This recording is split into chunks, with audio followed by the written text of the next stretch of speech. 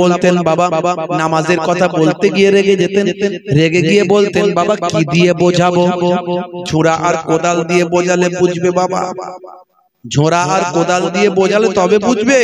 রেগে গিয়ে বলতেন, যারা ছোট হুজুর কেবলার ওয়াজ শুনেছেন এমন মানুষ থাকলে বুঝতে পারবেন, মনে পড়ে যাবে। আমার দাদা জান মায়াপুর পীরনগরী হুজুর পীর কেবলা রাহমাতুল্লাহ আলাইহি বলতেন বাবা দিনে রাতে 24 ঘন্টায় 23 ঘন্টা তুমি অন্য কাজ করো, 1 ঘন্টা নামাজে দাও, 5 ওয়াক্তের নামাজ পড়তে 12 মিনিট করে সময় দিলে 5 12 60 1 ঘন্টা, 1 ঘন্টা নামাজে দিলে আমার আল্লাহ তোমার 23 ঘন্টা সাকসেসফুল করে দেবে। হবে না ভাইরা আমার, তরুণ যুবকেরা আমার, আজানের লাইন আছে 11টা, আজানের লাইন আছে 12টা, আজানের লাইন আছে 12টা। ব্যাখ্যায় বলা হয়েছে 12 মাস তাই নামাজ পড়তে হবে, 12 মাসের নামাজ, সেই জন্য লাইন আছে 12টা। 50টা শব্দ আছে, 50টা শব্দ। ব্যাখ্যায় বলা হয়েছে 5 ওয়াক্ত নামাজ পড়লে 50 ওয়াক্তের সওয়াব। জোরে হবে না? 17টা অক্ষর আছে আজানে, 17টা অক্ষর আছে টোটাল। আপনি যদি আরবি অক্ষর খোঁজেন 17টা অক্ষর পাবেন। এই 17টা অক্ষরের ব্যাখ্যায় বলা হয়েছে 17 রাকাত ফরজ নামাজ আজানের মাধ্যমে আহ্বান করা হয়, 17 রাকাত ফরজ নামাজ, সেই জন্য 17টা অক্ষর আজানে আছে। আপনি 2 রাকাত ফজরের ফরজ নামাজ, 2 রাকাত, 4 রাকাত জোহরের, 4 রাকাত আসরের, 3 রাকাত মাগরিবের আর 4 রাকাত এশার, সব মিলিয়ে দেখুন 17 রাকাত ফরজ নামাজ। জোরে বলুন সুবহানাল্লাহ। নামাজ ছাড়া যাবে না। হে তরুণ যুবকেরা, হে আমার বন্ধুরা, একজন পয়গম্বরের কথা বলি, নাম হলো হযরত সুলাইমান আলাইহিস সালাম। আমার আল্লাহ তাআলা সুলাইমান নবীকে জিজ্ঞাসা করলেন, হে নবী সুলাইমান, তোমাকে আমি দুটো জিনিসের মধ্যে একটা দেব, তুমি কোনটাই সন্তুষ্ট হচ্ছো বলো? 1 নাম্বার হলো তোমাকে আমি রাজ্য দেব, তোমাকে আমি বাদশাহী দেব, এটা তুমি পছন্দ করো, না তোমাকে আমি বিদ্যা দেব, ইলম দেব, জ্ঞান দেব, এটা তুমি পছন্দ করো? বলো তুমি দুটোর মধ্যে কোনটা নেবে? হযরত সুলাইমান আলাইহিস সালাম প্রখর বুদ্ধি সম্পন্ন মানুষ ছিলেন, আল্লাহর নবী হবে।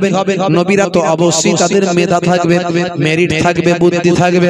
হযরত নবী সুলাইমান আলাইহিস সালাম বললেন, আয় আমার আল্লাহ, আমি যদি বাদশাহী লোকে আমাকে বাদশা বলবেন, আমার কথাই উঠবে আর বসবে, আমাকে রেসপেক্ট করবে, আমাকে সম্মান করবে। কিন্তু আমি যদি ইলম না জানি, বিদ্যা না জানি, আমার যদি জ্ঞান না থাকে, তাহলে মাবুদ তোমাকে আমি চিনতে পারবো না, তোমাকে তো আমি জানতে পারবো না, তোমার সম্পর্কে আমার সঠিক জ্ঞান আসবে না। না না না, আমার রাজ্য চাই না, আমার বাদশাহী চাই না, আয় আমার আল্লাহ, তার বিনিময়ে তুমি আমাকে ইলম দান করো। জোরে হবে না? জোরে হবে না? আমি আপনি হলে কি বলতাম একটু ভাবুন তো দেখি।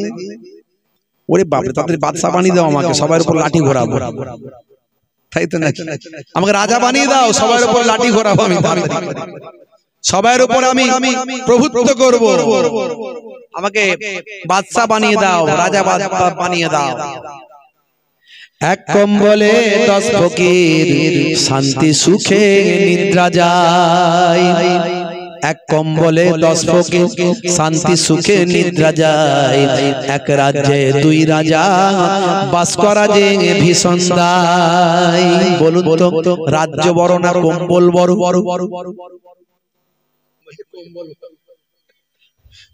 আমার ভাই বলছে, ঝোকে ঝোকে বলছে কম্বল বড়, সর্বনাশ করেছে। রাজ্য বড় না কম্বল বড়, কোনটা? আপনারা কি বলছেন, কম্বল বড় রাজ্য?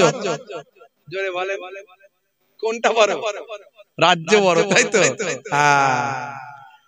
একটা রাজ্যে 2টো রাজা টিকতে জিততে পারে না, এ বলে ওকে মারলে সবটাই আমার, তাই তো নাকি? এখন তো বুঝতে পারছি এলাকায় দু চারটে নেতা হয়ে গেলে কি হয়, এ নেতার সঙ্গে ওই নেতার মিল নেই, ওই নেতার সঙ্গে ওই নেতার মিল নেই, কথা ঠিক না বল? আর যদি প্রকৃত আল্লাহ ওয়ালা মানুষ হয়ে যায়, 10টা ফাকিহ এ আল্লাহর ইশকে, আল্লাহর মাহাব্বতে, এ দুনিয়ার পয়সা দেওয়া ফকির নয়, আল্লাহর দরবারের ফকির। 10 জনকে যদি একটা কম্বলের ভিতর রাতের বেলা ঢুকিয়ে দেন, ফজরের আজান যখন হবে, আসসালাতু খায়রুম মিনান নাওম,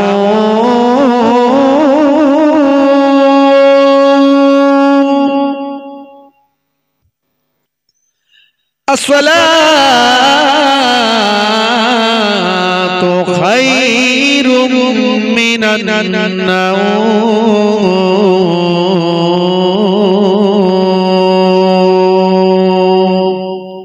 মানে কি? নিদ্রা অপেক্ষা নামাজ উত্তম, নিদ্রা অপেক্ষা নামাজ উত্তম। অনেকেই হয়তো ফজরের আজানই শুনতে পান না, এরকম হয় ঘটনা। তাড়াতাড়ি ঘুমিয়ে গেলে তাড়াতাড়ি উঠতে পারবেন, এইজন্য ইসলামের নির্দেশ রাত বেশি জাগবে না, তাড়াতাড়ি ঘুমিয়ে যাও, ফজরের আগে উঠে যাও, ফজরের নামাজ পড়ো, তারপরে কোরআন তেলাওয়াত করো। বাড়িতে যে ঘরে কোরআন তেলাওয়াত হয়, সে ঘরে আল্লাহর রহমতের ফারিস্তারা ঘন ঘন আসা যাওয়া করে, সেই ঘরের উপর বরকত হবে, রহমত হবে, আল্লাহ সেই ঘরের মানুষদের উপর মাগফিরাত করবে। ফজরের নামাজ আপনি কন্টিনিউ পড়ুন, দেখবেন মনের শান্তি পাবেন।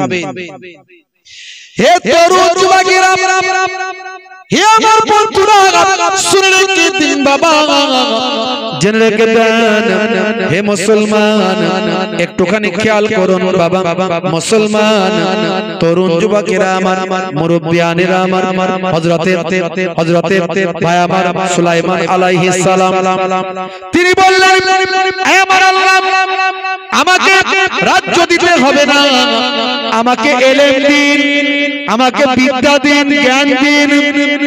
আমার আল্লাহর বড় ভালো লাগলো অ্যানসারটা শুনে, উত্তরটা শুনে বড় পছন্দ হলো আল্লাহর। আল্লাহ বললেন, হে নবী সুলাইমান, শোনো শোনো শোনো, তোমার উত্তরটা আমার বড় ভালো লেগেছে, তার তোমার কথা শুনে আমি বড় পছন্দ করেছি, তাই তোমাকে আমি ইলম তো দেব, তার সঙ্গে সঙ্গে রাজ্যও দেব, দুটোই দেব, এবং সাধারণ নয় অসাধারণ বানিয়ে দেব। শোনো, তোমাকে আমি এমন ইলম দেব, এমন বিদ্যা দেব, তুমি সারা বিশ্বের সমস্ত মানুষদের ভাষা বুঝবে, শুধু মানুষের ভাষা নয়, সারা বিশ্বে যত জীবজন্তু পোকামাকড় আছে সকলের ভাষা বোঝার ক্ষমতাও আমি আল্লাহ তোমাকে দিলাম। জোরে হবে না? হে তরুণ যুবকেরা, কোরআন মাজিদের একটা সূরা আছে, সূরার নাম হলো সূরা নামল। এই নামল মানে হলো পিপিলিকা। হে তরুণ যুবকেরা, এই সূরার মধ্যে আল্লাহ জানিয়েছেন, যখন হযরত নবী সুলাইমান আলাইহিস সালাম তার সৈন্যদের নিয়ে আসছেন, বাবা ভাই আমার, তাখতের উপর বসে বসে যখন সৈন্যদের নিয়ে আসছেন, এমন সময় পিপিলিকার সর্দার তার দলের মানুষদের বলছেন, ইয়া আইয়ুহান নাম, হে আমার পিপিলিকার দলেরা, শুনে রেখে দাও, উদখুলু মাসাকিনাকুম লা ইয়াহতিমান্নাকুম সুলাইমান, হে পিপিলিকার দল, অজুনুদুহুম, তাদের তার সৈন্যরা, সুলাইমান নবী এবং তার সৈন্যরা প্রত্যেকই আসছে, তোমরা তোমাদের বাসাতে গর্তেতে প্রবেশ করো, উদখুলু, তোমরা প্রবেশ করে নাও, ঢুকে যাও, তোমরা তোমাদের বাসাতে ঢুকে যাও। সুলাইমান নবী এবং তার সৈন্যরা সবাই আসছে, দেখবে তাড়াতাড়ি তারা এসে তোমাদের উপর অবতীর্ণ হবে, তোমাদের পদদলিত করে ফেলতে পারে, এই ভয়েতে ভাই আমার পিপিলিকার সর্দার তার সৈন্যদের, তার সঙ্গী সাথী, তার দলের তার দলের পিঁপড়েদের, অন্যান্য সমস্ত পিঁপড়েদের বাসার ভিতর ঢোকার নির্দেশ দিচ্ছেন। এই আওয়াজটা, এই কথাটা আমার আল্লাহ হযরত নবী সুলাইমান আলাইহিস সালামকে শুনিয়ে দিলেন। সুলাইমান নবী পিপিলিকার সর্দারের ভাষাটা বুঝতে পারলেন। জোরে হবে না? হে তরুণ যুবকেরা, আল্লাহ বললেন শোনো, তোমাকে আমি এমন বাদশাহী দেব, শুধু মানুষের উপর বাদশাহী নয়, তুমি জিনেদের উপর বাদশাহী করবে, পশু পাখিদের উপর বাদশাহী করবে, সমস্ত জীবকুলের উপর তোমার বাদশাহী চলবে, হাওয়া বাতাস সবের উপর তুমি বাদশাহী করবে। তোমাকে আমি এমন বাদশাহী দেব। হে তরুণ যুবকেরা, সুলাইমান নবী একমাত্র নবী যে নবী আকাশে উড়ে উড়ে ঘুরে বেড়াতেন। ভাইরা আমার, তরুণ যুবকেরা আমার, হযরতে সুলাইমান নবীকে আল্লাহ এমন ক্ষমতা দান করেছিলেন।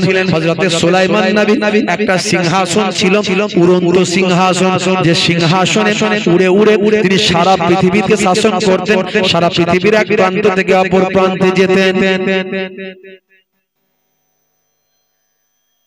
হে তরুণ যুবকেরা, হে আমার বন্ধুরা, শুনে রেখে দিন বাবা, জেনে রেখে দেন হে মুসলমান, হযরতে সুলাইমান আলাইহিস সালামের এই উড়ন্ত সিংহাসন ভাই আমার সাবার রানী বিলকিসের বড় পছন্দ হলো। সাবার রানী বিলকিস তার বড় পছন্দ হয়েছে।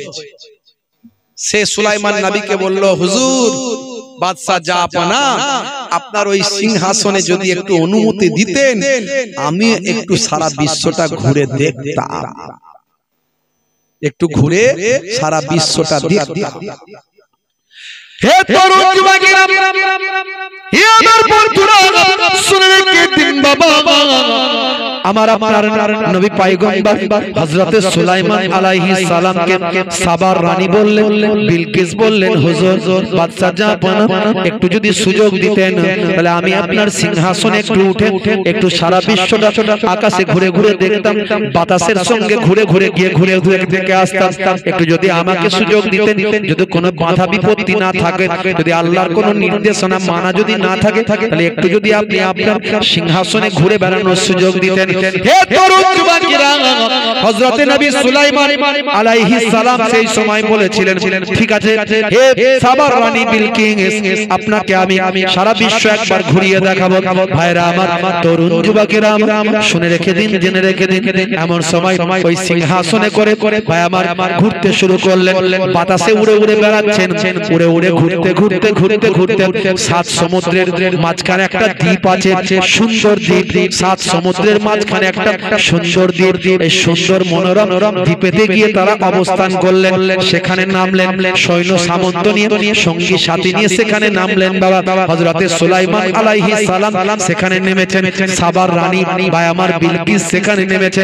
হে তরুণ যুবকেরা, সেই দ্বীপটা ছিল বড় মনোরম দ্বীপ, সেখানে ছিল বাগান, সেখানে ছিল ভাই আমার গাছপালা জঙ্গল, সেখানে ছিল ঝর্ণা, সেখানে ছিল নদী, বহমান নদী, সেখানের পরিবেশটা ছিল অত্যন্ত সুন্দর মনোরম পরিবেশ। হযরতে সুলাইমান নবী তাকিয়ে দেখেন, সেই বাবা দ্বীপের মাঝখানে এক ধারেতে কিছু ডানাওয়ালা ঘোড়া তিনি দেখতে পেলেন, যেগুলোকে লোকে পঙ্খিরাজ ঘোড়া বলে। পঙ্খিরাজ ঘোড়া সুলাইমান নবীর বলে না, যদিও ডাইরেক্ট কোরআন হাদিস থেকে পঙ্খিরাজ ঘোড়া কথাটা পাবেন না, বলা হয়েছে একটা দ্রুতগামী ঘোড়া। দ্রুতগামী ঘোড়া যে শব্দটা এখানে ব্যবহার করা হয়েছে, জিয়াদ, আল জিয়াদ কথাটা ব্যবহার করা হয়েছে। আল্লাহ রাব্বুল আলামিন কোরআন মাজিদে, ভাইরা আমার, তরুণ যুবকেরা আমার, মুরব্বিয়ানেরা আমার, সূরা সুয়াদের মধ্যে এই দ্রুতগামী ঘোড়ার কথা সুলাইমান নবীর আল্লাহ উল্লেখ করেছে। তবে ডাইরেক্ট কোথাও পঙ্খিরাজ ডানাওয়ালা ঘোড়া কথাটা কোরআন হাদিসে তেমন পাওয়া যায় না।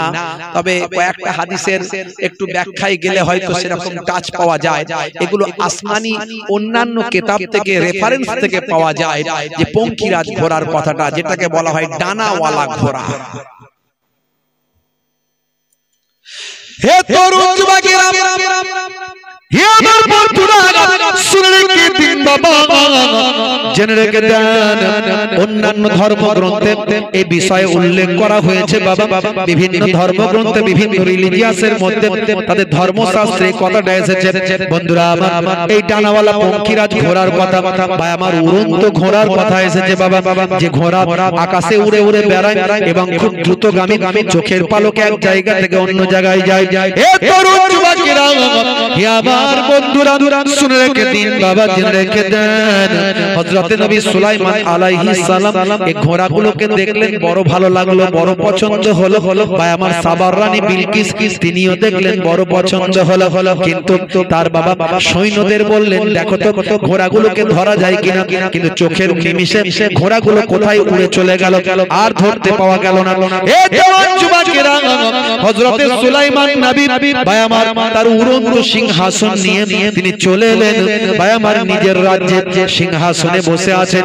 সঙ্গে সঙ্গে তিনি অর্ডার করলেন, তার গোলাম জিনেদেরকে হাজির হতে বললেন। সমস্ত আমার গোলাম জিনেরা হাজির হয়ে যাও বাবা। ভাই আমার দোস্ত আমার, হযরত সুলাইমান নবীর নির্দেশ পেয়ে সমস্ত গোলাম জিনেরা হাজির হয়ে যায়। সুলাইমান নবীর হাতে একটা আংটি ছিল, জানেন তো আংটি? এই আংটি আল্লাহ কুদরতি আংটি দিয়েছিলেন। এই আংটির ওসিলায় আল্লাহ এমন করেছিলেন সবকিছু সুলাইমান নবীর কন্ট্রোলের মধ্যে থাকে। এই আংটির ঘটনা আমি এর আগে বলেছি, আজ বলবো না। আজকে ঘটনা বলতে চাইনি, কিন্তু এটা একটা মাধ্যম এসে গেছে তাই বলছি। হে তরুণ যুবকেরা, হে আমার বন্ধুরা, শুনে রেখে দিন বাবা, জেনে রেখে দেন গোলাম জিনেদেরকে বললেন, হে গোলাম জিনেরা, যাও যাও ওই পঙ্খিরাজ ঘোড়া, ডানাওয়ালা উড়ন্ত ঘোড়া আমার চাই। সুলাইমান নবীর আন্ডারে জিনেরা থাকতো, জিনেদের উপর তিনি রাজত্ব করতেন, গোলাম বানিয়ে রেখেছিলেন জিনেদেরকে নিয়ে বাইতুল মুকাদ্দাস, জেরুজালেম, প্লাস্টাইনের মসজিদ, যে মসজিদ এখন ইয়াহুদরা দখল করে রেখেছে। ইমানদারেরা নামাজ পড়তে গেলে গুলি করে, বোমা মারে, লাঠি মারে, পেটায়। দেখেছেন না? পৃথিবীর বুকে তিনটা মসজিদ আছে, তিনটে মসজিদ, যে মসজিদে ভ্রমণ করার জন্য আল্লাহ নির্দেশ দিয়েছে। একটা হলো বাইতুল্লাহ, মসজিদুল হারাম, যেটা হলো কাবা শরীফ। কাবা, যেখানে কাবা শরীফের চত্বরে কোন ইমানদার যদি এক রাকাত নামাজ পড়ে 1 লক্ষ রাকাত নামাজের সওয়াব। জোরে হবে না? আরে জোরে হবে না? 2 নাম্বার হলো মসজিদে নববী শরীফ, আমার নবী পাকের হাতে তৈরি করা মসজিদ। ওই মসজিদে যদি কেউ 1 রাকাত নামাজ পড়ে 50,000 রাকাত নামাজের সওয়াব। জোরে হবে না? আর প্রথম কিবলা ছিল বাইতুল মুকাদ্দাস। এই বাইতুল মুকাদ্দাস হলো মুসলমানদের প্রথম কিবলা। আগে নামাজ ওই দিকেই পড়তেন আমার নবী, বুঝতে পারছেন? পরবর্তীকালে আমার নবীকে আল্লাহ নির্দেশ করলেন কাবা ঘরের দিকে মুখ করে নামাজ পড়তে। সেই বাইতুল মুকাদ্দাসে যদি কোনো বান্দা 1 রাকাত নামাজ পড়ে 25,000 রাকাত নামাজের সওয়াব।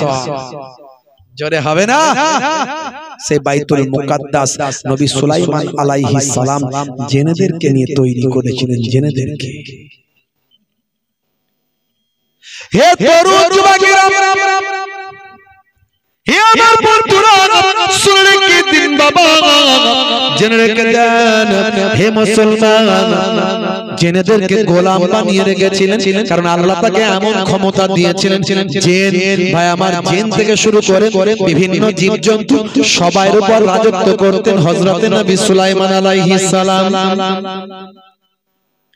হে তরুণ যুবকেরা, হে আমার বন্ধুরা, এমন সময় গোলাম জিনগুলো বলল, হুজুর সমুদ্রে আমরা যেতে পারবো না, কারণ সমুদ্রের দায়িত্বে সেখানকার জেনেদের সরদার আছে। সমুদ্রে আমাদের যাওয়া যাবে না, আমাদের গণ্ডির বাইরে ওটা, আমাদের ক্ষমতা ওখানে চলবে না, ওখানে অন্য জেনেরা রাজত্ব করে। যদি আমরা সেখানে গিয়ে আমাদের কর্তৃত্ব ফলাই তাহলে তাদের সঙ্গে আমাদের লড়াই হবে। তারা কে সেখানে আছে? বলে যে সরদার আছে সে আপনার ভয়ে, আপনি তাকে ভয় পাইয়েছেন, আপনি তাকে ধরতে চেয়েছেন, সেই ভয়েতে সে সমুদ্রের তলায় গভীরে কোন এক জায়গায় লুকিয়ে আছে। সেই সরদারও সেখানে নাই আর তার দলবলও সেখানে নাই। কি হবে? যে কোনো ভাবে আমার ওই ডানাওয়ালা উড়ন্ত পঙ্খিরাজ ঘোড়াগুলো আমার চাই, আমার পছন্দ হয়েছে, কি করা যাবে? বলে হুজুর তাহলে দেখছি চেষ্টা করে ওই জেনেদেরকে ফিট করে, ওরাই পারবে ধরে আনলে আনতে, ওদেরকে ফিট করতে হবে, কিভাবে করা যায়, যেভাবে হোক করো। হে তরুণ যুবকেরা, গোলাম জেনগুলো সব সমুদ্রের কিনারায় চলে গেল। তাদের মধ্যে একটা বদমাইশ গোলাম জেন, বদমাইশ, একটু বদমাইশ টাইপের, সে বলল, হে জেনেদের সরদার, হে সমুদ্রের দায়িত্বে থাকা জেনেদের সরদার, বেরিয়ে এসো, বেরিয়ে এসো, আমরাও সব জেনেরা এখানে এসেছি, ভয় নাই। যার ভয়ে তুমি লুকিয়ে আছো, যার ভয়ে তুমি লুকিয়ে আছো, সেই বাদশা তিনি মারা গেছেন, আর তোমাদের কোনো ভয় নাই, আমাদেরও কোনো ভয় নাই। এসো ভাই, একসঙ্গে মিলেমিশে চলি, কোনো চিন্তা নাই, বেরিয়ে এসো। যে বাদশার ভয়ে তুমি লুকিয়ে আছো সেই বাদশা আর দুনিয়াতে নাই, এসো এসো এসো, বেরিয়ে এসো, একসঙ্গে মিলেমিশে চলি। হে তরুণ যুবকেরা, এরকম ভাবে যখন আওয়াজ দিয়েছে একটা গোলাম জেন, সেই সময় জেনেদের বাদশা, সেখানকার বাদশা আনন্দ করতে করতে, হাসতে হাসতে তার সঙ্গীদেরকে নিয়ে গোপন ডেরা থেকে বেরিয়ে এসেছে।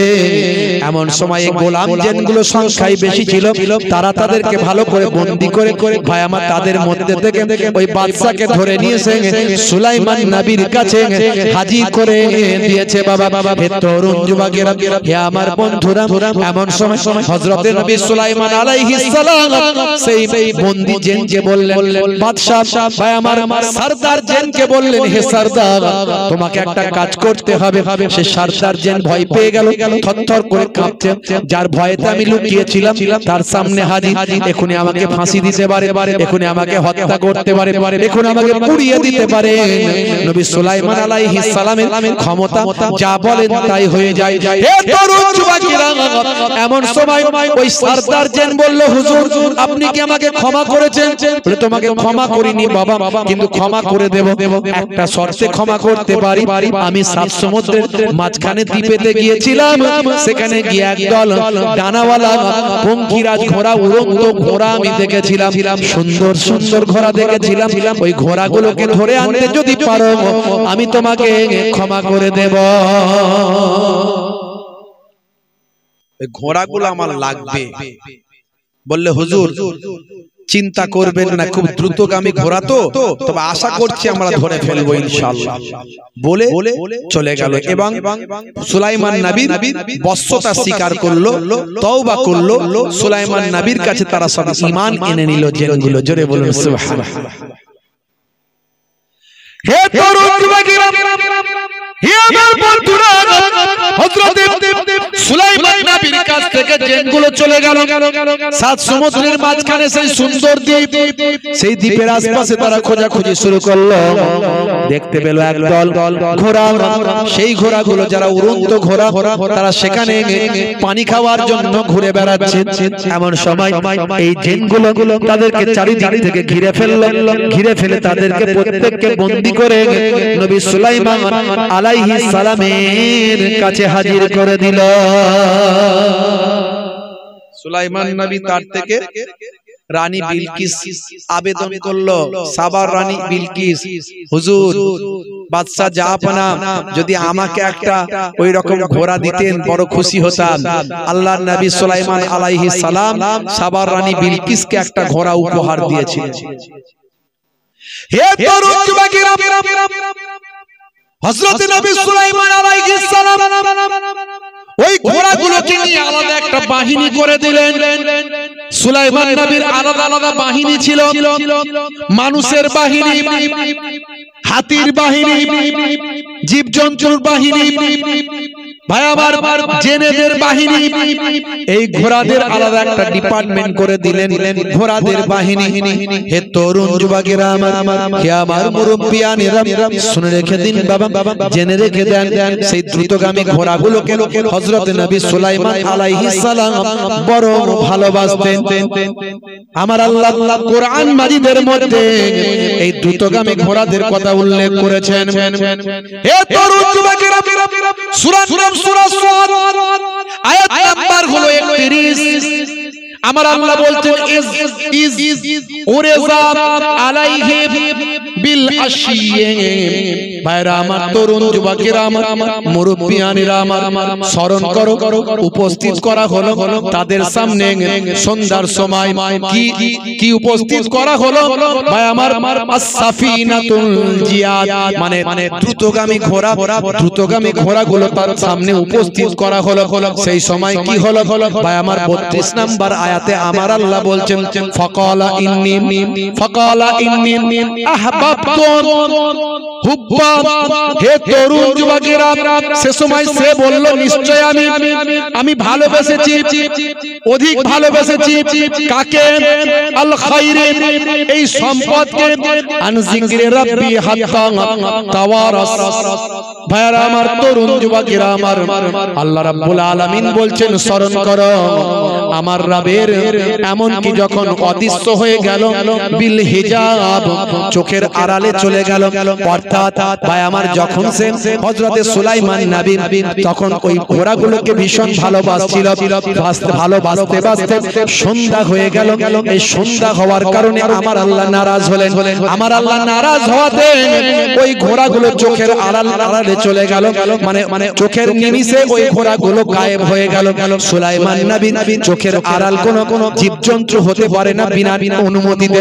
কিন্তু এক্ষেত্রে ভাই আমার, যেহেতু সন্ধ্যা হয়ে গেল, আসরের নামাজটা কাজা হয়ে গেল, আমার আল্লাহ নারাজ হয়ে গেল যে সম্পদের জন্য আসরের নামাজ কাজা হলো, সেই সম্পদটা সুলাইমান নবীর চোখের থেকে আড়াল হয়ে গেল। আল্লাহ কোরআন মাজিদে সব বলে দিয়েছেন। আসরের নামাজটা কাজা করার জন্য ওই দ্রুতগামী ঘোড়াগুলো সুলাইমান নবীর চোখের কাছ থেকে চলে গেল, যাদের ক্ষমতা ছিল না সুলাইমান নবীর অনুমতি ছাড়া এক পা নড়া। সুলাইমান নবী অবাক হয়ে গেলেন। আল্লাহ বুঝিয়ে দিলেন, ফেরেশতা জিবরাইল আলাইহিস সালাম এলেন, এসে বলেন, ও নবী সুলাইমান, আপনি দুনিয়ার সম্পদ পেয়ে আল্লাহর ইবাদত ভুলে গেছেন। মুসলমান, বুকে হাত দিয়ে চিন্তা করুন, আমি এই ঘটনাটা কেন বলছি বুঝতে পারছেন? কেন বলছি বুঝতে পারছেন? আমরা দুনিয়ার বাড়ি, দুনিয়ার গাড়ি, দুনিয়ার জমি, দুনিয়ার টাকা, বউ বিবি বাচ্চা, হে তরুণ যুবকেরা, হে আমার বন্ধুরা, শুনে রেখে দিন বাবা, জেনে রেখে দেন। আমার আল্লাহ কোরআন মাজিদে বলেন, ওয়ালানাবলু আন্নাকুম বিশাইইন মিনাল খাউফি ওয়াল জু ওয়া নাকসিম মিনাল আমওয়ালি ওয়াল আনফুসি ওয়াস সামারাত ওয়া বাশশিরিস সাবিরিন। হে দুনিয়ার মানুষ, শুনে রেখে দাও, আমি তোমাদেরকে মাঝে মাঝে তোমাদের মাল, তোমাদের সম্পদ, তোমাদের টাকা পয়সা, তোমাদের সন্তান সম্পত্তি, তোমাদের জান, তোমাদের মাল, ভাই আমার, সব কিছু মাঝে মাঝে নোকসান দিয়ে তোমাদের পরীক্ষা করি। আমি দেখতে চাই কে বেশি সবরওয়ালা, কে তাদের মধ্যে ধৈর্যশীল। হে তরুণ যুবকেরা, হে আমার মুরব্বিয়ানেরা, আমার আল্লাহ আপনার আমার সম্পদ দিয়ে, টাকা পয়সা দিয়ে, বিবি বাচ্চা দিয়ে মাঝে মাঝে পরীক্ষা নেন, আর আমরা নোকসান করেন, সম্পদের নোকসান হয়, ক্ষতি দেন, দিয়ে আমার আল্লাহ দেখেন আমার বান্দা সবর করছে কিনা, আমার বান্দা ধৈর্যশীল হচ্ছে কিনা, আমার বান্দা আমার পরীক্ষায় উত্তীর্ণ হচ্ছে কিনা। মাঝে মাঝে আল্লাহ আমাদের পরীক্ষা নেন, আমরা পরীক্ষায় উত্তীর্ণ হতে পারি কিনা। হে তরুণ যুবকেরা, আমার আল্লাহ অন্য জায়গায় কোরআন মাজিদে বলেন, তোমরা তোমাদের মালমাতা, সন্তান সন্ততি, ছেলে মেয়ে, তোমরা তোমাদের স্ত্রী বাচ্চা, মালমাতা পেয়ে তোমরা যেন আমি আল্লাহ ইবাদত ভুলে যেও না। বুঝতে পারছেন? আল্লাহর ইবাদত ভুলে গেলে আল্লাহ নারাজ হয়ে যায়। সুলাইমান নবীর কাছ থেকে ওই ঘোড়াগুলো হারিয়ে গেল। সুলাইমান নবী কান্না শুরু করলেন, ক্ষমা চাইতে লাগলেন, মাফি চাইতে লাগলেন। দিনের পর দিন, মাসের পর মাস আল্লাহর কাছে সিজদায় পড়ে রইলেন। আমার আল্লাহর দয়া হলো, মায়া হলো। আমার আল্লাহ সুলাইমান নবীকে বললেন, হে নবী সুলাইমান, আমি তোমার তওবাকে কবুল করে নিয়েছি। মাথা তোলো, দেখো ওই উড়ন্ত ঘোড়াগুলো, ওই ডানাওয়ালা ঘোড়াগুলো আমি আবার তোমার কাছে ফিরিয়ে দিয়েছি। জোরে হবে না? সুলাইমান নবী মাথা তুললেন, আল্লাহর কাছে শুকরিয়া হাম প্রশংসা করলেন, কিন্তু চিন্তা করলেন যে ঘোড়ার জন্য, যে উড়ন্ত পাখির জন্য, ঘোড়ার জন্য আমি আল্লাহর হুকুম ভুলে গেছি, নামাজ ভুলে গেছিলাম, তাদের ভালোবাসতে গিয়ে, আদর করতে গিয়ে আমি সেই ঘোড়া রাখবো না। তিনি কি করলেন? ওই ঘোড়াগুলোকে সাদকা করে দিলেন, ওই ঘোড়াগুলোকে ভাই আমার সাদাকা করে দিলেন, এবং কিছু ঘোড়ার ডানা কেটে দিলেন, ডানা কেটে দিলেন, ডানা আর রাখলেন না। সেই থেকে ডানাওয়ালা ঘোড়ার আর জন্ম হয় না।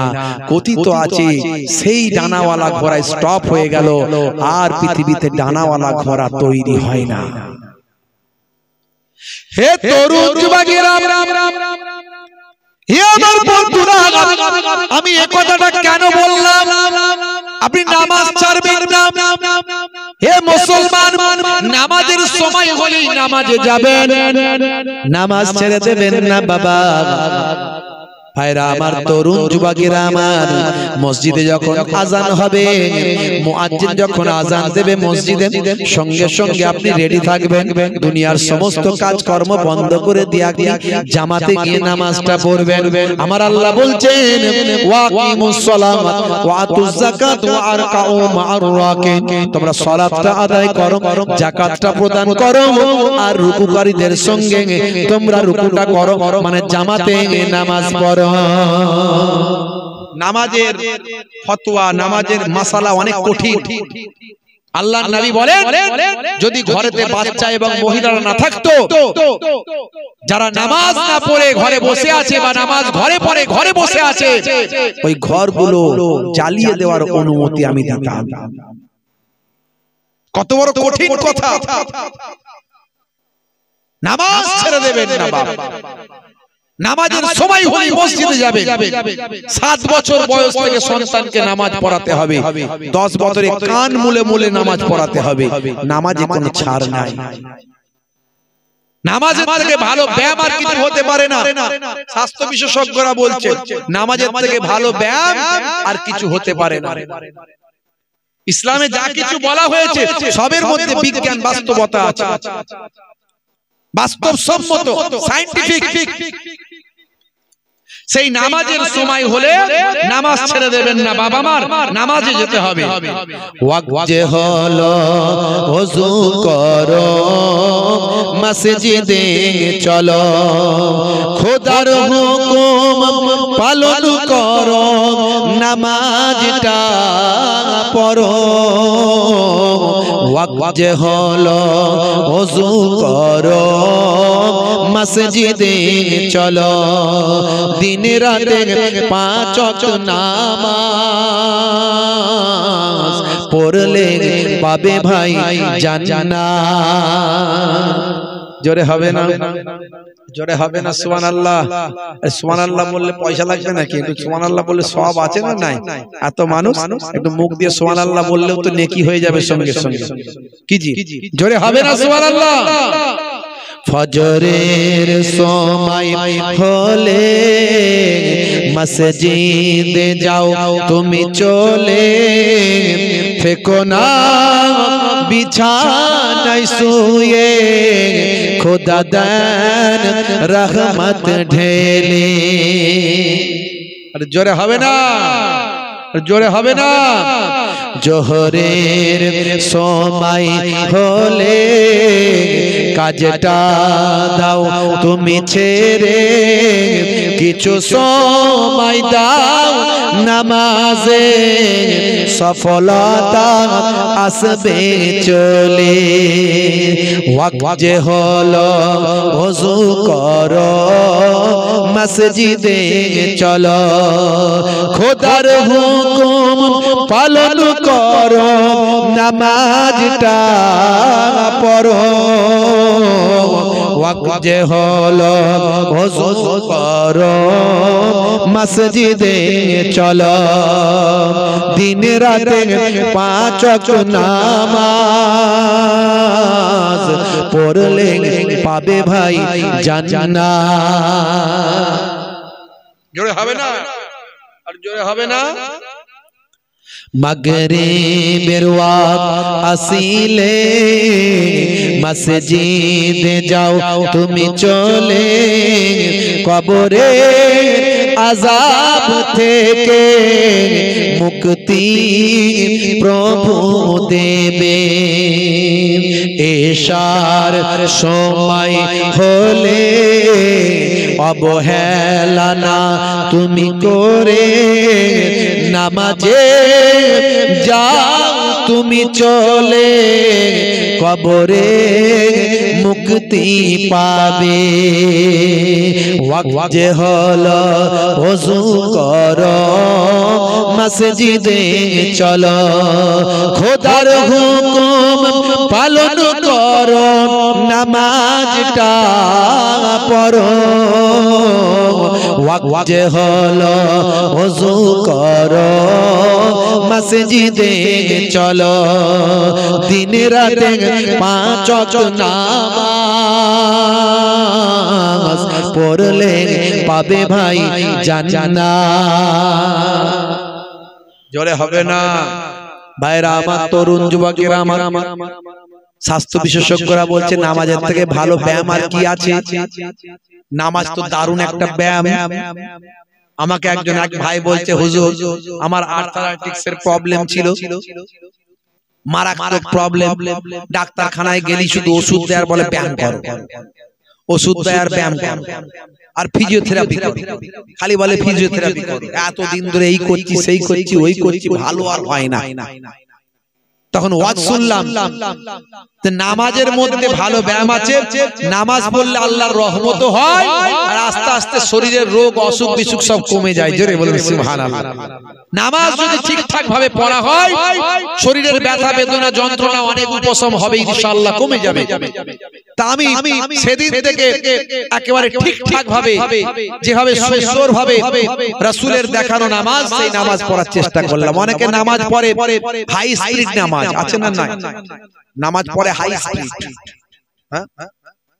দুরন্ত এক্সপ্রেস বুঝতে পারছো খালি খাটা খাটা খাটা খাটা খাটা খাটা খাটা রেলের পাত যেমন সেই রেলগাড়ি গেলে খাটা খাটা খাটা খাটা করে শব্দ হয় এও যেন উঠছে নামছে বসছে মাথা ঠুকছে উঠছে নামছে বসছে মাথা ঠুকছে খাটা খাটা খাটা খাটা শব্দ মানে কখন পালাতে পারলে বাঁচি ইমানদারকে মসজিদে ছেড়ে দিলে মাছ যেমন পানিতে ছাড়লে আরাম পায় তেমন পাবে আর বেঈমানকে যদি নিয়ে এসো মুনাফিককে যদি নিয়ে এসে মসজিদে ছাড়ো সে মাছকে ডাঙায় তুলে দিলে যেমন কষ্ট হয় তেমন হবে কখন পালাবো মসজিদ থেকে কখন পালাবো চাচাও ছুটছে ছাগলও ছুটছে ছাগল ছুটে ছুটে মসজিদে ঢুকে পড়ে চাচা আমার ছুটে ছুটে এসে মসজিদের সিঁড়ির কাছে দাঁড়িয়েছে দেখছে নামাজিরা কিছু নামাজি ছাগলটাকে তাড়াচ্ছে হ্যাট হ্যাট হ্যাট হ্যাট ইস কাদের ছাগল কোথা থেকে এলো কি জানি বাবু ঢুকে বলল ছি ছি ছি সব নাপাক করে দিল আর নামাজ পড়বো কি করে আমরা সব সব মুছতে হবে ধুতে হবে এই করতে হবে কোথা থেকে পা দিয়ে এসে মসজিদে ঢুকেছে চাচা সিঁড়িতে দাঁড়িয়ে দাঁড়িয়ে সব শুনছে শুনে বলছে হ্যাঁ গা তোমাদের কোনো বুদ্ধি শুদ্ধি আছে বলে কেন বলে একটা অবেলা জানোয়ার একটা ছাগল মসজিদে ঢুকেছে তাকে তোমরা এমন করছো ছি থো থ্যা এই ওই সেই হ্যাঁ একটা ভদ্রতা বলে কোনো জিনিস তোমাদের নাই কেন কি হয়েছে বলো না বলে ভদ্র হবে তাড়াতে পারোনি এত এই হবে কি করে কি হলো এই হলো সেই হলো এরকম করছো কেন ভদ্র হবে তাড়াতে পারোনি আরে ছাগলটার কোনো বুদ্ধি আছে নাকি আরে বুদ্ধি থাকলে কি মসজিদে ঢুকতো আমাকে কোনদিন ঢুকতে দেখেছো চাচার অনেক বুদ্ধি ঢোকে না কোনদিন বুঝতে পারছো আখেরি জামানা, ঈমান বাঁচানো বড় মুশকিল। ভাইরা আমার, নামাজ ছেড়ে হে তরুণ যুবকেরা আমার, নামাজের থেকে ভালো ব্যায়াম আর কিছু নয়। আমি অনেক নামাজ নিয়ে আলোচনা করেছি। ইসলামের যে নির্দেশনাগুলো দেওয়া হয়েছে সবগুলোই কিন্তু আধুনিক সম্মত, আধুনিকতার সঙ্গে সামঞ্জস্য, বিজ্ঞান আর বাস্তবতার সঙ্গে সামঞ্জস্য। সবগুলি কিন্তু বিজ্ঞান মনস্ক, অবৈজ্ঞানিক কিছু ইসলামের মধ্যে আপনি পাবেন না। হে তরুণ যুবকেরা আমার, আমি এর আগে বলেছি, একবার টাচ দিয়ে দিচ্ছি আপনাকে, আপনি একটু মাথায় রাখবেন। ভাই আমার, আল্লাহ বললেন বান্দারে, আমি তোমাদের পৃথিবীতে ইবাদতের জন্য পাঠিয়েছি। মা খলাকতুল জিন্না ওয়াল ইনসানা ইল্লা লিয়াবুদুন, আমি তোমাদের ইবাদতের জন্য সৃষ্টি করেছি। ইবাদত মানে আমরা সাধারণত জানি নামাজ, রোজা, হজ, যাকাত, জিকির, ফিকির, ইবাদত, তেলাওয়াত। কিন্তু আমাদের সংসার, ধর্ম, কাজকর্ম, ব্যবসা বাণিজ্য এগুলো কি হবে? আল্লাহ বললেন ইবাদতের জন্যই পাঠিয়েছি, ইবাদত ছাড়া অন্য কোনো উদ্দেশ্য নাই। কিন্তু মনে রাখবেন, ভুল ব্যাখ্যা করবেন না। ঘুমাতে যাওয়া থেকে, ঘুম থেকে ওঠা থেকে ঘুমাতে যাওয়া পর্যন্ত যা কিছু আপনি আছেন, যা কিছু দুনিয়াদারি করেন, সব কিছু যদি নবিয়ানা তরিকায় করেন, নবীর সুন্নত মোতাবেক করেন, নবী যেভাবে কাজগুলো করতে বলেছেন সেভাবে করেন, সবটাই আপনার ইবাদত বলে গণ্য হবে। জোরে হবে না? হে তরুণ যুবকেরা, হে আমার বন্ধুরা, আপনি যখন রাতে ঘুমাবেন, ডান দিকে কাত হয়ে ঘুমাবেন। আপনি যখন ঘুম থেকে সকালে ভোরবেলায় উঠবেন, আল্লাহর নাম নিয়ে উঠবেন। আপনি যখন বাইরে বেরোবেন, তাওয়াক্কালতু আলাল্লাহ বলে আল্লাহর উপর ভরসা রেখে বেরোবেন। আপনি যখন কোনো কাজ শুরু করবেন, বিসমিল্লাহির রহমানির রহিম বলে শুরু করবেন। আপনি যখন কোনো মুসলমান ভাইকে দেখবেন, আসসালামু আলাইকুম দেবেন। কোনো অমুসলিম, হিন্দু, খ্রিস্টান, জৈন, বৌদ্ধকে দেখলে আপনি তাদের বলবেন, কাকা কেমন আছেন? ভালো আছেন। মিষ্টি ব্যবহারটা করবেন, হাসি মুখে কথাটা আপনি বলবেন। ছোটদের যখন দেখবেন স্নেহ করবেন, বড়দের যখন দেখবেন সম্মান করবেন। পিতামাতার চেহারার দিকে আপনি তাকাবেন, শ্রদ্ধার সঙ্গে পিতামাতার চেহারার দিকে দেখবেন। পিতামাতার সেবা করবেন, যখন ডাক্তার দেখানো দরকার তখন দেখাবেন। পয়সা খরচা হবে বলে অনেকে বলে আর তোমার রোগ ভালো হবে না। বাম্মা কিছু বলতে পারে না, ছেলে ইনকাম করে, বলে আব্বা তোমার আর রোগ ভালো হবে না, তুমি ঘরেতে থাকো, যতদিন বাঁচো। আর মনটা কত কষ্ট হয়ে যায়। সন্তান ইনকাম করে আর আমাকে ট্রিটমেন্ট করাতে হবে, পয়সা খরচা হবে বলে বলছে আর রোগ ভালো হবে না। অনেক নিজেরা খাওয়া দাওয়া করে, খুব ফুর্তি করে, ট্যুর করে, ঘুরে বেড়ায়। ভাই আমার, শ্বশুর বাড়ি, এই বাড়ি, আত্মীয় বাড়ি, বন্ধুর বাড়ি, সকলকে নিয়ে একসঙ্গে খায়। পুরো শ্বশুর শাশুড়ি বসে আছে, হাই রে হাই। হে তরুণ যুবকেরা, साले को मिले गोश्त रोटी, बाप को ना मिले सूखा, बीबी को लेके सिनेमा जाबे, माँ को बनाबे दासी। ये कली की ढंग देख के मेरा दिल में लगे हंसी। साला যখন আসে, বৌমা তখন হাসে। ভাই এসেছে, ভাই মার্কেট থেকে স্বামীকে আদর করে ভাই আমার তেতুলিয়া মার্কেটে পাঠায়। এদিকে আর কি মার্কেট আছে ভাই? মসলন্দপুর। ভাই আমার হাবড়া মার্কেটে পাঠায়। আমার ভাই আসছে তাই হাইব্রিড রসগোল্লা চাই, মিঠা দই আর টক দইটা এনো, কোনো অসুবিধা নাই। সঙ্গে একটা স্প্রাইটের বোতল আনো, কোনো তাতে সমস্যা নাই, ভালো হবে। ভাই ভাই এসেছে, ভাই কেলিয়া কুপ্তা বিরিয়ানি টিকিয়া বানায়, আদর করে ভাইকে গুজে গুজে খাওয়ায়। তাতে আমি মোহেবুল্লাহ, আমার কোনো অসুবিধা নাই। কিন্তু পাশে বুড়ো শ্বশুর শাশুড়িটা বসে আছে ভাই, তার দিকে একটা হাইব্রিড রসগোল্লা যায় নাই। এমন ফ্যামিলি, এমন ঘর আছে না নাই? রাগ করবেন না।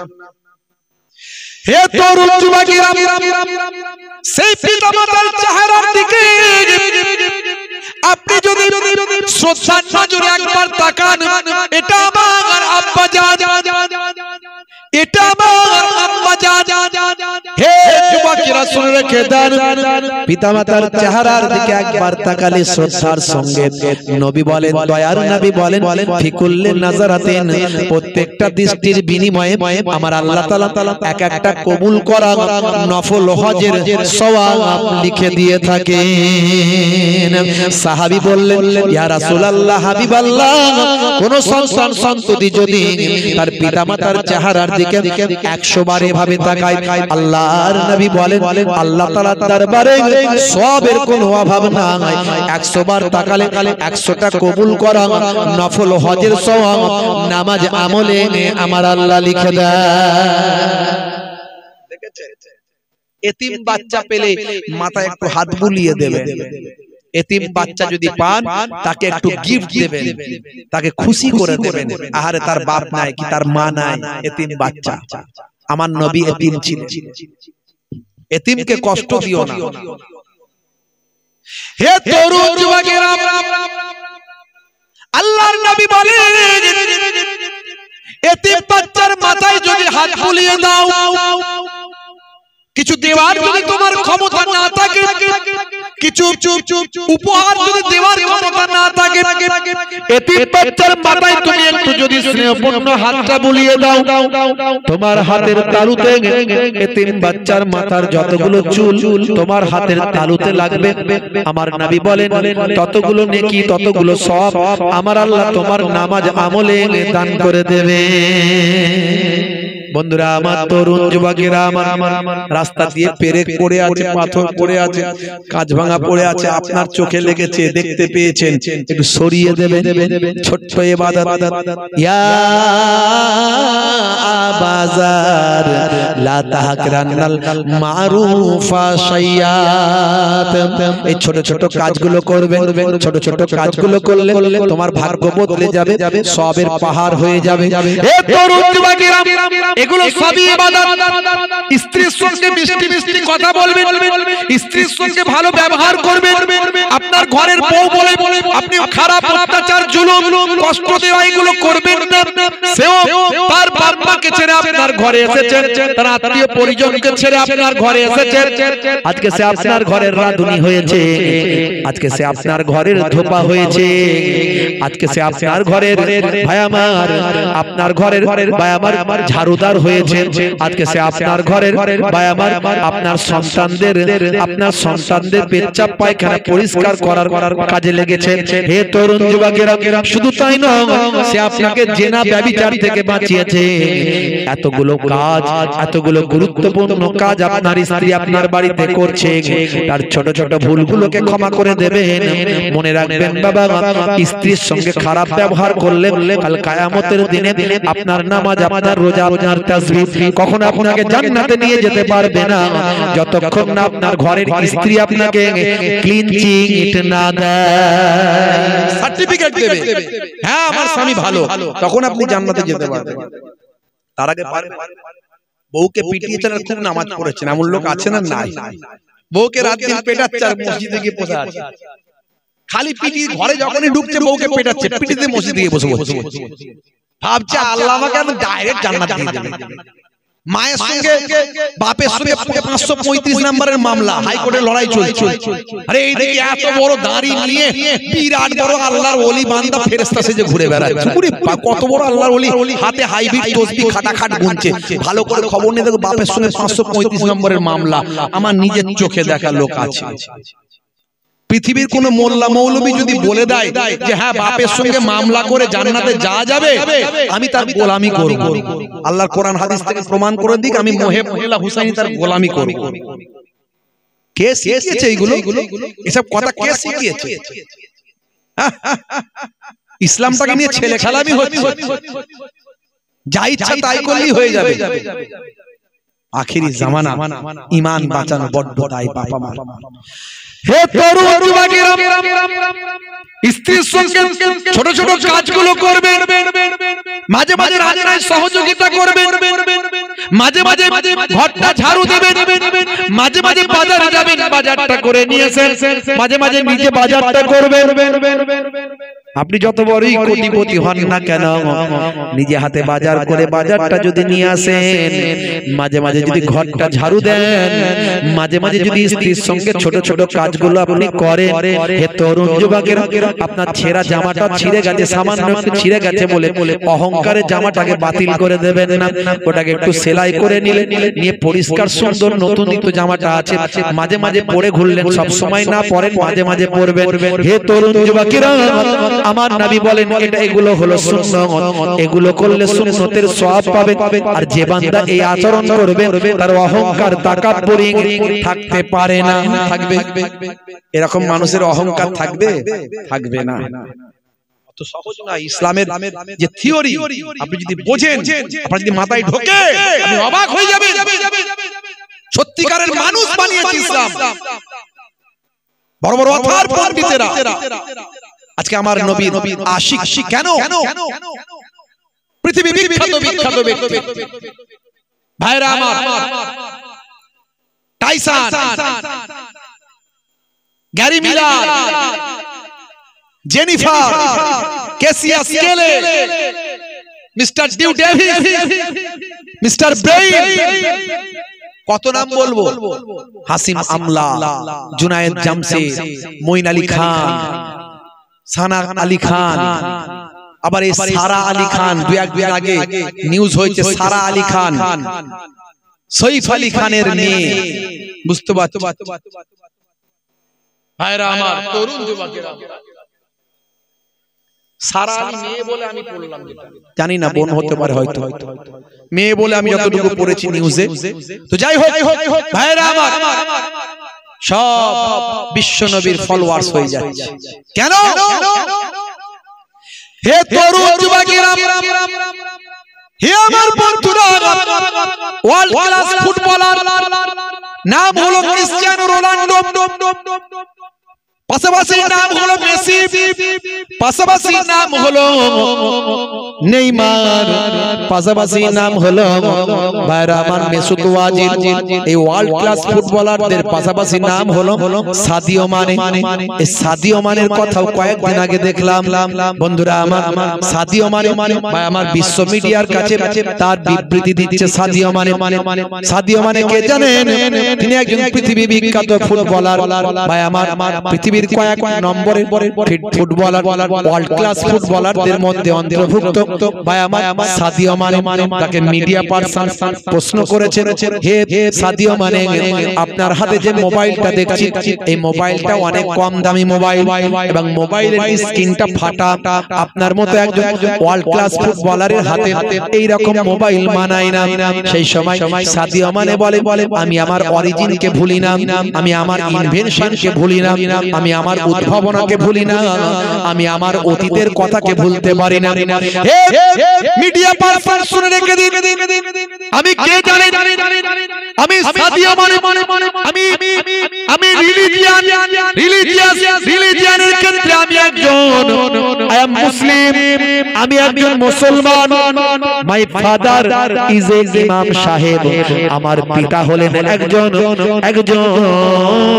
ইমাম সাহেব, আমি একজন ইমাম সাহেবের সন্তান, মুসলমান ঘরের সন্তান, আমি নবীর আদর্শ মেনে চলি।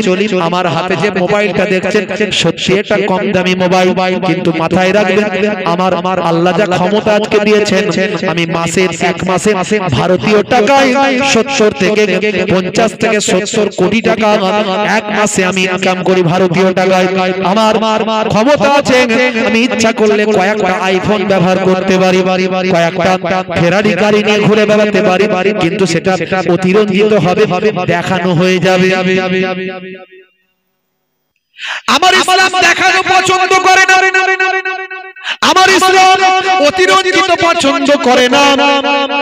হে তরুণ যুবকেরা, হে বিশ্ব মিডিয়া শুনে রেখে দেন, জেনে রেখে দেন, আল্লাহর কোরআন কি বলছে শুনে রাখুন। আল্লাহর কোরআন বলছে, ইন্নাল মুবাজ্জিরিনা কানু ইয়াকুনা শায়াতিন, অপচয় খরচাকারী নষ্টকারীরা হলো সবকটা, তারা সব শয়তানের ভাই। আমি সাদিও মানে বিশ্ব নবীর সুন্নাত মেনে চলি, নবীর আদর্শকে মাথায় নিয়ে চলার চেষ্টা করি। আমার টাকা আছে বলি আমাকে অনেক হাই লেভেলের মালপত্র কিনে নিয়ে ঘুরতে হবে, অনেক বেশি দামি সমস্ত প্রোডাক্ট ব্যবহার করতে হবে। না না, যতটুকু আমার প্রয়োজন ততটুকুই আমি করি। আমার এই স্ক্রিনটা ফেটে গেছে, এটা ঠিক ঠিক স্ক্রিনটা বদলে নেব, কিন্তু মোবাইলটা কম দামি হলেও কোনো অসুবিধা নাই, আমার গাড়িটা নরমাল গাড়ি হলেও কোনো সমস্যা নাই। বরং আমি ওই টাকাটা কি করি শুনুন, হে বিশ্ব মিডিয়া শুনে রেখে দেন, আমি প্রতি সপ্তাহে কয়েক কোটি টাকা মানুষের জন্য, দুস্থ অসহায় মানুষের জন্য কয়েক কোটি টাকা প্রতি সপ্তাহে আমি দান করি। হে তরুণ যুবকেরা, সাদিয়া মানে সেই সময় বলেছিলেন, হে বিশ্ব মিডিয়া শুনে রেখে দিন, আমি আমার অতীতকে ভুলতে পারি না।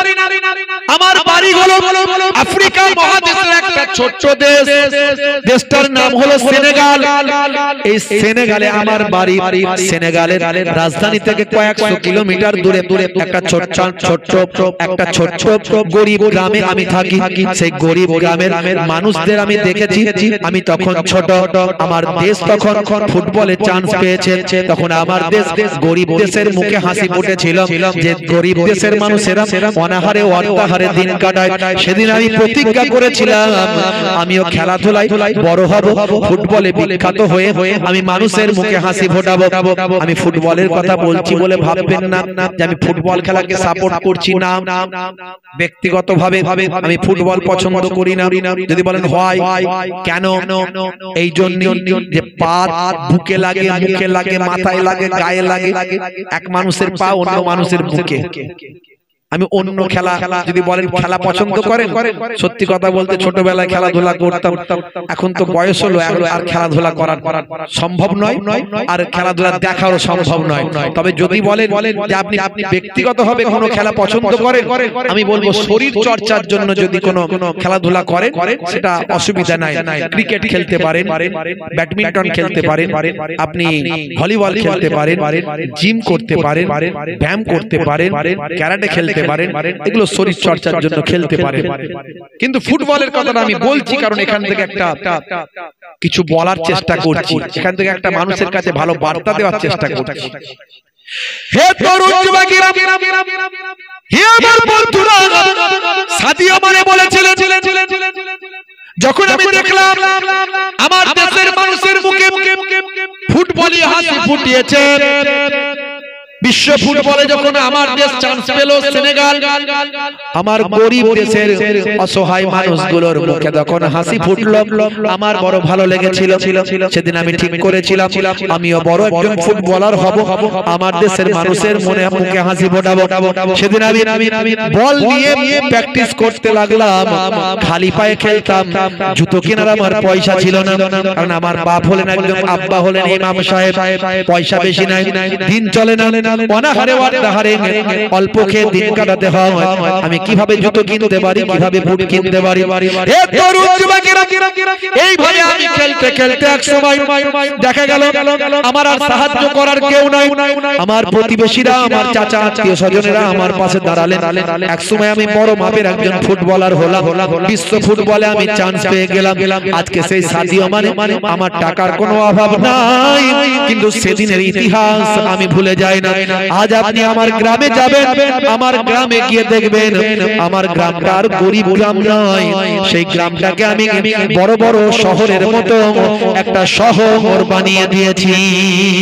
আমার নিজস্ব টাকায় হসপিটাল করেছি, আমার নিজস্ব টাকায় ইউনিভার্সিটি করেছি, আমার নিজস্ব টাকায় কলেজ করেছি, স্কুল করেছি, বিদ্যালয় করেছি, আমার নিজস্ব টাকা দিয়ে আমার ওই ছোট গ্রামটাকে আমি শহরে পরিণত করেছি। এইভাবে আমি গরিবের জন্য সদকা করি, দান করি, টাকা পয়সা ব্যয় করি, আমার নবীর দেখানো পথে চলার চেষ্টা করি।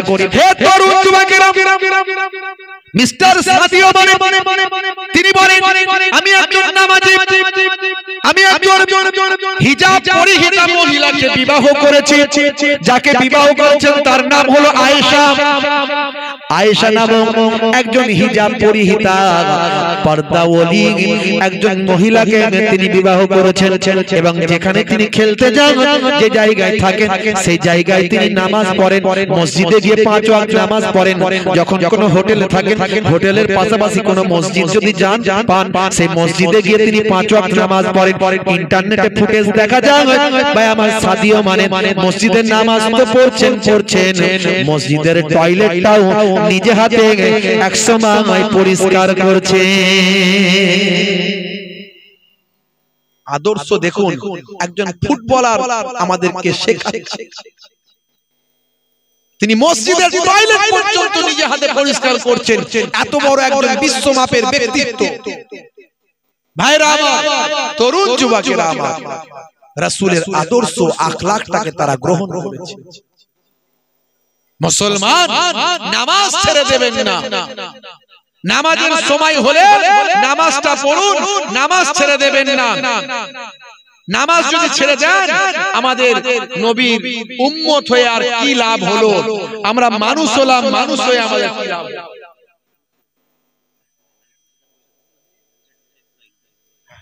ভাইরা আমার, নামাজটা ছেড়ে দেবেন না। সেই নামাজের সময় হলে মসজিদে এসে নামাজটা পড়বেন, নামাজ ছেড়ে দেবেন না। কি হবে মানুষ হয়ে, কি হবে মানুষ হয়ে যদি না চিনতে পারে নিজ প্রভুকে? কি হবে মানুষ হয়ে? মানুষগুলো করছে দেখো খোদারই ওই অবাধ্যতা, দিনে রাতে নামাজ ছেড়ে ধরছে তারা পাটির ধ্বজা, নেতার ওই পেছন ধরে ঘুরছে তারা বম্ব নিয়ে। যদি একটা টিকিট পাই জমবে খেলা, কি হবে মানুষ হয়ে? কি হবে ছেলে সেজে, কি হবে ছেলে সেজে যদি না থাকতে পারে পিতা মাতার কষ্টে বসে? কি হবে ছেলে সেজে? আজকাল করছে ছেলে পিতা মাতার জায়গা জমি জীবন্ত আশাতে তাদের নিজের নামে লেখা পড়ে। ছেলের ওই বিয়ে হলে ঘর জামাই যাচ্ছে চলে, অলক অথবা আলাদা হলো মাকে ছেড়ে। কি হবে ছেলে সেজে, কি হবে নারী হয়ে? কি হবে নারী হয়ে যদি না চলতে পারে এই দুনিয়ায় বোরকা পরে? কি হবে নারী হয়ে? আজকাল চলছে দেখো নারীগুলো বেপরদায়, গায়ে হাতে ট্যাটু এঁকে জিন্স গেঞ্জি পরছে রে ভাই, চোখে আইলাইনার ঢেলে গালে গাল পালিশ মেরে সমাজটা দিল এরা রসা তলে। কি হবে নারী হয়ে? কি হবে নারী হয়ে? কি হবে ছাত্র সেজে? কি হবে ছাত্র সেজে যদি যাই সময়টা ওই ফ্রি ফায়ার আর পাবজি খেলে? আছে না নাই? ফ্রি ফায়ার পাবজি খেলার ছেলে বলে আছে না এদিকে? এর আগেও বলেছি হারাম, আজও বলে যাচ্ছি হারাম। যারা খেলছে হারাম খেলছে, আর সব কটা শয়তানের ভাই।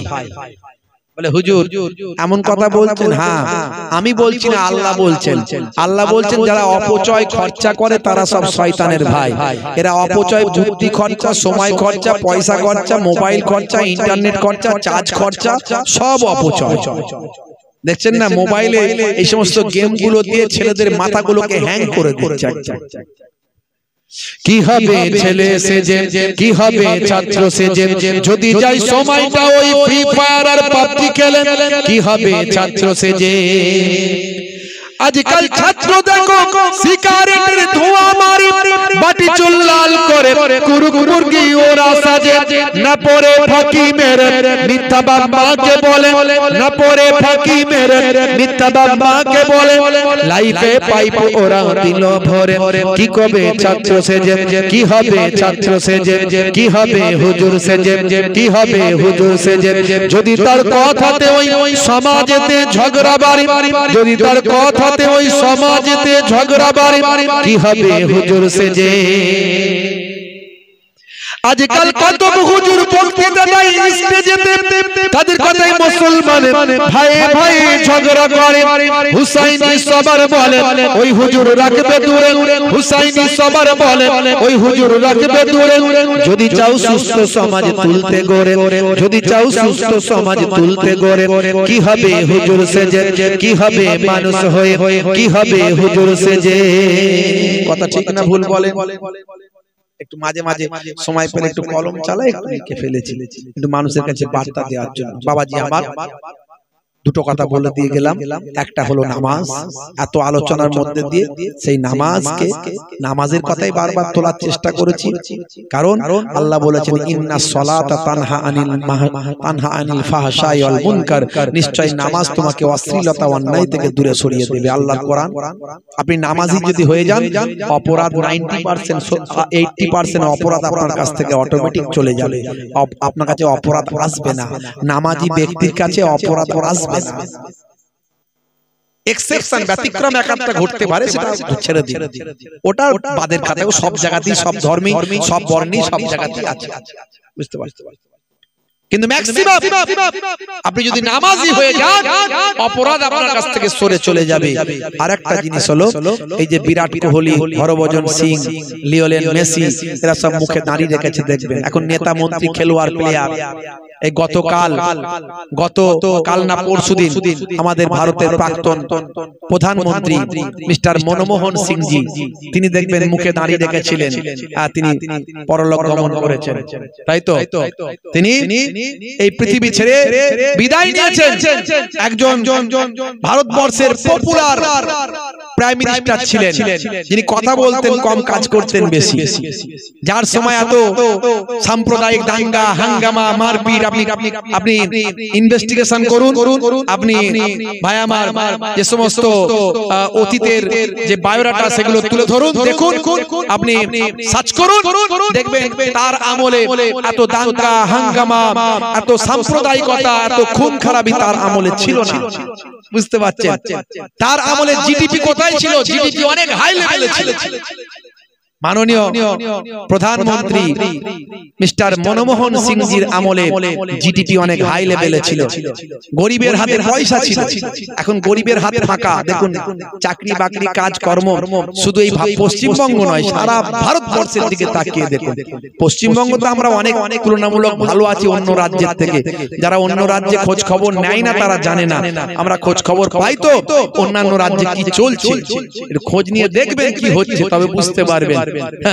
আজানের ভলিউম একটু জোরে হয়ে গেছে, ইমাম সাহেবকে ধরে নিয়েছে, 2 লক্ষ টাকা ফাইন করেছে। আবার আমরা বড় বড় কথা বলি, এখানে অত্যাচার হচ্ছে, ওখানে অত্যাচার হচ্ছে। বাংলাদেশে যে অত্যাচার হচ্ছে, সেই অত্যাচারের আমরা তীব্র নিন্দা করি। আর এই পশ্চিমবঙ্গে, এই ভারতবর্ষে, পশ্চিমবঙ্গের কথা তো আমরা শান্তি, পশ্চিমবঙ্গে অনেক শান্ত আছে। এই ভারতবর্ষে উত্তরপ্রদেশ, এই যে মধ্যপ্রদেশ, এই হরিয়ানায় যেগুলো হচ্ছে, এর নিন্দা কে করবে? যারা বাংলাদেশের সংখ্যালঘুদের জন্য গলা ফাটাচ্ছেন, নিশ্চয় আমরাও সংখ্যালঘুদের নিরাপত্তার কথা বলি। ইসলাম বলেছে সংখ্যাগুরু সম্প্রদায়কে, হে সংখ্যাগুরু সম্প্রদায়, সংখ্যালঘুদের নিরাপত্তা তোমাদের দিতে হবে, সুনিশ্চিত করতে হবে। এটাই ইসলামের আদর্শ। বাংলাদেশের সংখ্যাগুরু সম্প্রদায়ের মানুষ যদি সংখ্যালঘুদের নিরাপত্তা সুনিশ্চিত করতে না পারে, তার মানে বুঝতে হবে তারা ইসলামের আদর্শ মানে না। এটা সত্য, আমরা তার তীব্র নিন্দা করি। কিন্তু মণিপুরে কি হচ্ছে সংখ্যালঘুদের, তার ব্যাপারে কবার গলা ফাটিয়েছো? বাংলাদেশের জন্য যতবার গলা ফাটাচ্ছ, বাংলাদেশে একটা অন্য দেশ, সে দেশের সরকার আছে, গভর্নমেন্ট আছে, কিন্তু আমার দেশের মণিপুর আমার দেশ তো, এটা আমার রাজ্য, আমার দেশের মধ্যে, সেখানে শত শত ভাই আমার সংখ্যালঘু মানুষরা আজকে মারা যাচ্ছে, তাদের ওখানে অত্যাচার চলছে, জাতি বিদ্বেষ, বর্ণ বিদ্বেষ, দাঙ্গা, সেটা নিয়ে কতবার কথা বলছো? তার বেলায় নয়, কত মুসলমানদের জীবন চলে যাচ্ছে, গরুর গোশত খাওয়ার নাম করে মেরে ফেলা হচ্ছে, হত্যা করা হচ্ছে, যখন তখন ধর্মীয় স্লোগান দিয়ে অপমান করা হচ্ছে, তার বেলায় কতবার কথা বলছো? তার বেলায় নয়। ভাইরা আমার, তরুণ যুবকেরা আমার, খুব সাবধান, খুব সাবধান। এই সামনে ভোট আসছে, ভোটের আগে অনেক রকম গন্ডগোল লাগানোর চেষ্টা করবে, মাথা ঠান্ডা রাখবেন। আইন আছে, প্রশাসন আছে, আমার রাজ্যে এখনো আইনের শাসন চলে, এখনো পুলিশ প্রশাসন অনেক সজাগ, সহযোগিতা নেবেন। আইন আছে, বিচার আছে, কোর্ট আছে, যেখানে যা যাওয়ার, কিন্তু মাথা গরম কেউ করবেন না, অশান্তি থেকে দূরে থাকবেন। ভাইরা আমার, তরুণ যুবকেরা আমার, সেই মনমোহন সিং জির কথা বলছিলাম। মনমোহন সিং জি মুখে দাঁড়িয়ে রেখেছিলেন, কথা ঠিক না ভুল? কত নেতা মন্ত্রী খেলোয়াড় প্লেয়ার তারা দাড়ি রেখেছেন।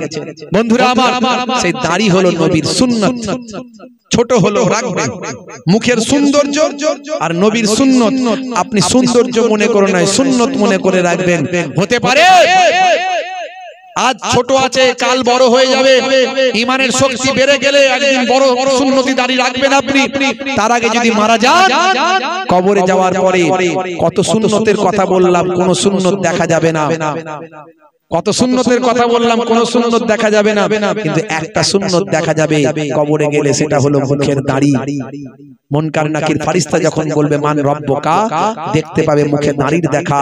হতে পারে ওই দাড়িটা হবে নাজাতের জারিয়া। জোরে হবে না?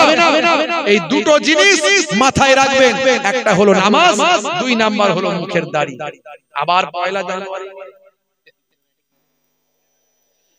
এই জানুয়ারি মাসের 31 ডিসেম্বর, পয়লা জানুয়ারি, মুসলমানের ছেলে জানুয়ারি মাস এলেই কি করে, ডিসেম্বর মাস থেকে শুরু হয়ে যায় মোটামুটি, কি তাই তো নাকি? ওরে বাপ রে বাপ, কি চলছে রে ভাই! হ্যাঁ, সব 4 চাকা গাড়ি, ওই যে 407 আর কি কি আছে বলুন না, গাড়িগুলো সব ভাড়া করে নেবে, সব খুঁজে পাওয়া যায় গাড়ি, সব প্রত্যেক দিন সব ছেলেরা উঠে সব ডিজে বক্স লাগিয়ে দিল, এই সারা রাস্তা নাচতে নাচতে যায়, ঠিক ঠিক ঠিক ঠাক ঠিক ঠাক ঠাক, কি যে করছে আল্লাহই জানে।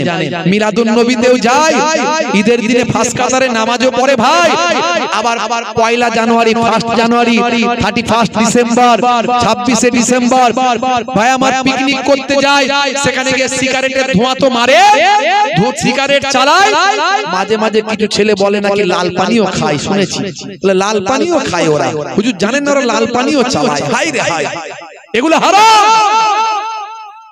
মুসলমান একে তো শব্দ দূষণ করছো, যারা করে যেই করুক না কেন, তুমি কেন করবে? এই যে ডিজের আওয়াজ মারাত্মক ভয়ঙ্কর, এমনি মাইকের আওয়াজ, বিভিন্ন ধর্মের ধর্মগুরু ধর্মশাস্ত্রের ভাই আমার আলোচনা, ওয়াজ, বক্তব্য, ভাই আমার কীর্তন যারা যারা আছে, সেগুলো একটা আলাদা সাউন্ড, কিন্তু ডিজের সাউন্ড মানে একদম পুরো এলাকা যেন মনে হচ্ছে থরথর করে কাঁপে। তারপরে মুসলমানের ছেলেরা সেখানে গিয়ে নাচ, অশ্লীলতা, ভাই আমার ইসলামে নিষেধ। আমি আপনাদের কাছে বলবো, হে যুবকেরা, পরিবর্তন হন, পরিবর্তন হন।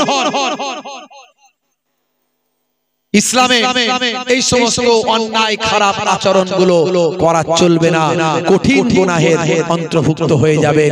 ভাইরা আমার, তরুণ যুবকেরা আমার, মাথায় রাখবেন, এই পয়লা জানুয়ারি ভাই আমার, জানুয়ারি মাসে ট্যুর, আপনার ডিসেম্বর মাসে ট্যুর, আপনি ট্যুর করতে পারেন, কিন্তু এই ট্যুর মনে করে আপনি যে এই ডিজে গান বাজনা অশ্লীলতায় মেতে উঠবেন, এটা ইসলামে কঠোরভাবে নিষেধ। আর এতে বিভিন্ন রকম অন্যায় অপরাধে মানুষ লিপ্ত হওয়ার সম্ভাবনা থাকে। আপনি নিজের ভবিষ্যৎ নষ্ট করে ফেলবেন, শারীরিকভাবেও আপনি ক্ষতিগ্রস্ত হবেন। মদ, সিগারেট, এই সমস্ত নেশাগ্রস্ত নেশার জিনিসগুলো শরীরের জন্য ক্ষতি। আমি আপনাদের অনুরোধ করব, ইসলামেও যেমন হারাম, এই কাজগুলো করবেন না, এগুলো থেকে দূরে থাকবেন যুবকেরা। যাই হোক, প্রত্যেকে 3 বার সূরা ফাতিহা, আলহামদুলিল্লাহ শরীফ, 3 বার সূরা ইখলাস, কুল হুয়াল্লাহ শরীফ, 3 বার দরুদ শরীফ পাক তেলাওয়াত করে আখেরি মোনাজাত করা হবে। প্রত্যেকে দুয়ার পরে